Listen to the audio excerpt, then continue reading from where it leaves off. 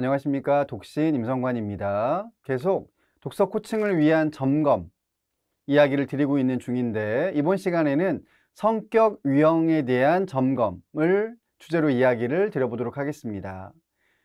성격 유형은 사람들이 갖고 있는 그야말로 어떤 성격에 대한 성질이라고 이야기를 할 수가 있는데, 근래 한국인들도 만나는 사람들에게 네 성격 유형이 무엇이냐 라는 질문들을 많이 하고 있죠.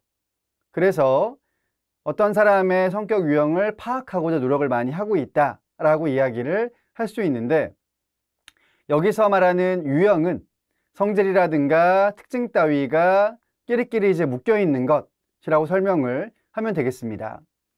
따라서 성격이 붙어 있으니까 성격 유형은 성격을 같은 성질끼리 묶은 것이라고 이야기를 하면 되겠죠. 대표적으로 MBTI라고 하는 것과 애니어그램이라고 하는 것이 전 세계적으로 널리 사용되고 있는 검사라고 이야기를 할 수가 있는데, MBTI는 마이어스와 브릭스라고 하는 모녀가 개발을 한 검사라고 이야기를 하고 있습니다. 그 기반에는 융이라고 하는 심리학자가 있죠. 그 사람의 분석 심리학에 기반을 두고 있다라고 이야기를 하고 있는데, 16개의 유형으로 구분을 지었습니다. 따라서 전 세계 모든 이들을 이 안에 포함을 시키는 것이 무리이다 등등 이런 비판을 받기도 합니다만은, 어쨌든 예전부터 현재에 이르기까지 가장 널리 쓰이고 있는 성격 유형 검사임에는 분명하다라고 이야기를 드릴 수가 있겠고요. 이어서 애니어그램 같은 경우에는 이슬람의 수피교를 그 기원으로 보고 있습니다. 그래서 거기서 가지고 온 세 개의 도형을 연결을 지어서 1번부터 9번까지의 유형, 번호를 매기고 있죠.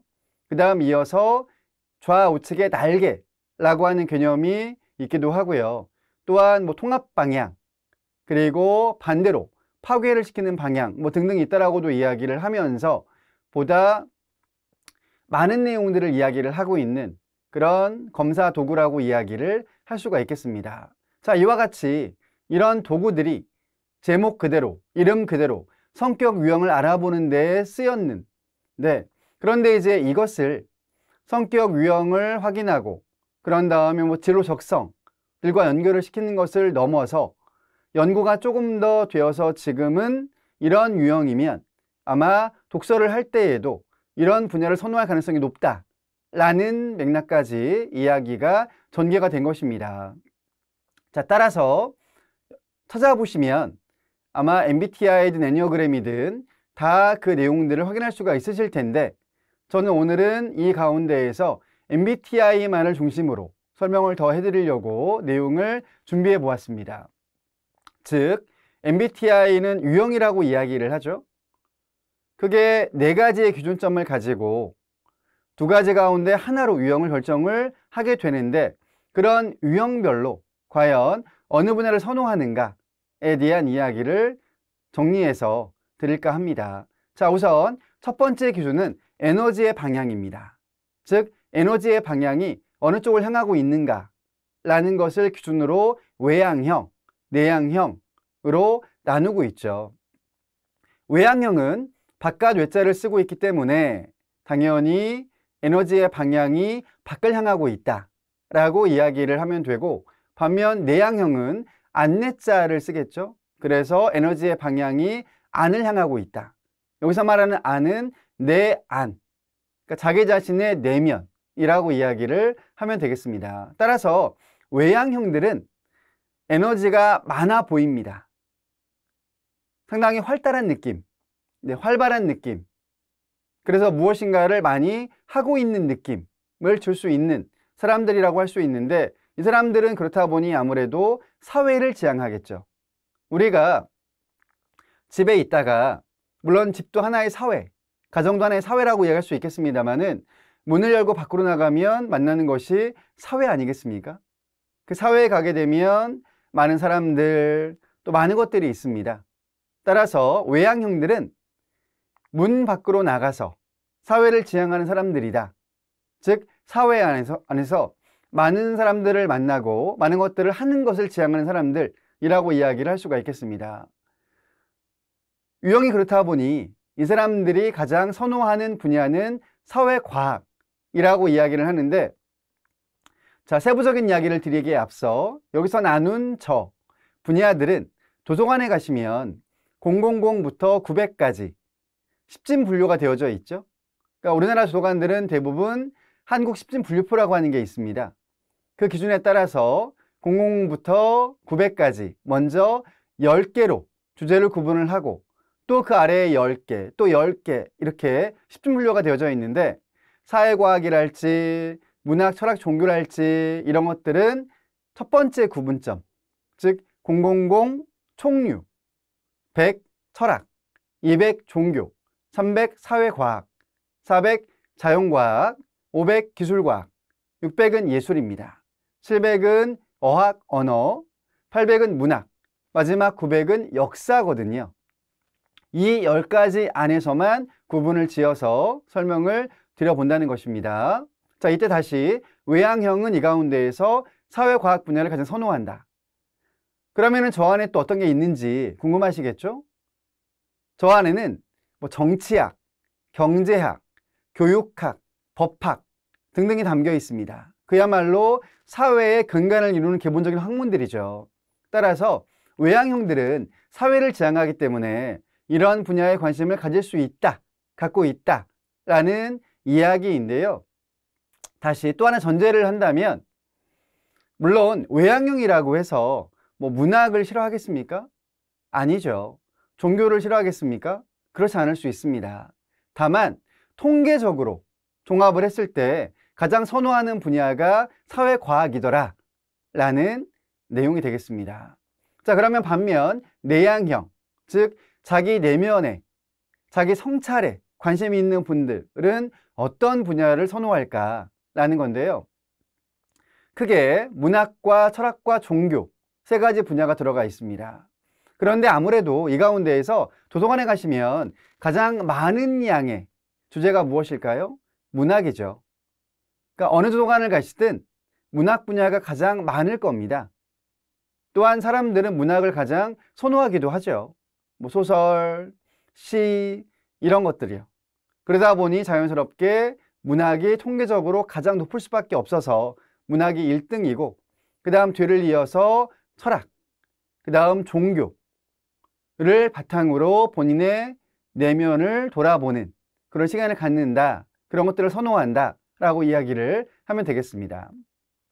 그 다음 두 번째 기준은 인식기능이 되겠는데, 이걸 바탕으로 감각형인 S형, 직관형인 N형으로 구분을 짓죠. 우선 감각형들은 특징이 현실 감각을 지향한다, 사실에 기반하는 것들을 좋아한다, 또한 감각을 추구한다 라고 이야기를 합니다.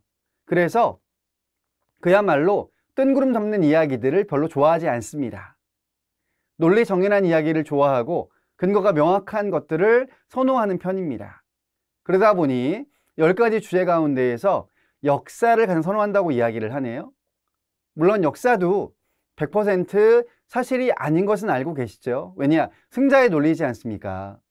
또한 남겨진 것을 바탕으로 추론할 수밖에 없기 때문에 아무래도 사실이 아닌 것도 있을 텐데, 어쨌든 이와 같이 근거가 있는 것, 또한 명확하지 않으면 따져보는 걸 좋아하기 때문에 감각형들은 역사를 가장 선호한다 라고 이야기를 하고 있고, 또한 감각을 지향하기 때문에 예술 분야도 좋아할 가능성이 높다 라고 이야기를 하면 되겠습니다. 반면 직관형인 N형들 같은 경우에는 눈에 보이지 않는 것을 좋아한다 라고 단적으로 이야기를 할 수가 있는데, 따라서 만약에 문학을 좋아한다고 하게 되면 이 안에서도 환타지를 좋아할 가능성이 매우 크다라고 이야기를 합니다. 즉 마법사가 나오고 요정이 나오고 우주가 펼쳐지며 뭐 등등 이런 이야기들을 좋아한다. 그래서 계속 본인의 상상력을 자극할 수 있는 것들을 선호한다 라고 이야기를 하고요. 그 다음 예술 마찬가지입니다. 예술은 답이 없지 않습니까? 네. 예술가들이 펼쳐내면 그냥 그게 답인 거죠. 네. 따라서 예술을 통해서 역시 영감을 얻는 것, 좋아한다라고 이야기를 할 수가 있겠고요. 그 다음 기술과학은 왜 들어가 있냐면 저 안에는 우주랄지 아니면 뭐 로봇이랄지 이런 것들이 포함되어 있습니다. 그래서 역시 이런 측면들도 아직은 이 세상에 없는 것들 혹은 우리가 정확히 모르는 것들일 수 있지 않겠습니까? 그런데 그런 것들에 신비로움을 느끼고 흥미를 느끼고 좋아한다 라는 부분 때문에 저런 분야가 포함되어 있습니다. 그 다음 세 번째 기준은 판단 기능이라고 할 수가 있겠는데 이걸 바탕으로 사고형과 감정형으로 구분을 짓습니다. 그러니까 즉 어떤 상황이 발생을 했을 때 가장 먼저 판단하는 곳이 어디냐 라는 이야기입니다. 그때 사고형들은 머리가 먼저, 감정형들은 가슴이 먼저 판단을 한다, 움직인다 라는 맥락입니다. 그러므로 사고형들은 아무래도 머리를 자극하는 것들을 선호하고 감정형들은 가슴을 자극하는 것들을 선호할 가능성이 높겠죠. 따라서 사고형들은 과학, 그리고 철학 이런 것들을 좋아한다 라고 이야기를 하고 있습니다. 우리 왜 생활에서 누군가를 만났을 때 너 T야? 너 F야? 라는 그런 구분을 하시지 않습니까? 네, 바로 그 지점이 되겠습니다. 반면 감정형들은 본인의 감정을 자극하는 것을 선호한다라고 이야기를 해요. 그러니까 즉 사랑을 느끼고 우정을 또는 감동을 느끼는 이런 이야기들을 선호한다 라고 설명을 합니다. 그런 이야기들은 문학에 많이 담겨 있죠. 또한 앞서 문학이 제일 양이 많다고도 이야기를 드렸습니다. 그래서 문학이 압도적으로 1등일 수밖에 없고요. 그 다음 뒤를 이어서 예술 분야. 예술을 통해서도 우리는 감동을 받습니다. 그래서 예술도 포함되어져 있습니다. 자, 이어서 마지막 기준점은 이행양식, 생활양식이라고도 하는데 여기에서는 판단형인 제2형, 인식형인 P형으로 구분을 지을 수가 있겠습니다. 판단형인 제2형들은 절차, 계획을 상당히 중요하게 여깁니다. 즉, 자기 생활을 계획적으로 경영하는 분들이라고 이야기를 할 수가 있는데 따라서 이런 분들은 가장 선호하는 게 순수과학, 또 그 안에서 수학을 가장 선호한다라고 이야기를 하거든요. 그러니까 즉 공식을 대입을 했을 때 풀이 과정들을 거치게 되면 결국 그 답이 나와야 되는 거예요. 따라서 만약에 답이 나오지 않으면 머리가 아프겠죠. 계속 고뇌에 쌓여 있겠죠.